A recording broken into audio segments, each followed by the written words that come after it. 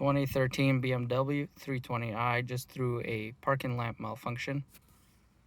If you check here under vehicle info on your iDrive, go to vehicle status and service required. Oh, sorry. Check control. There you go. Parking lamp malfunction. Easy fix. First, you're gonna need to figure out which one went out, but this is the replacement H6W bulb. You're gonna need some gloves. This side is working fine. Passenger side is out. Let's go ahead and replace it. Take a look right above the headlight. You'll see this right here. Turn to the right and unscrew that off. This is the bulb we're replacing. Twist and pull and it will release. Here's what we're looking at. Pull the old one out.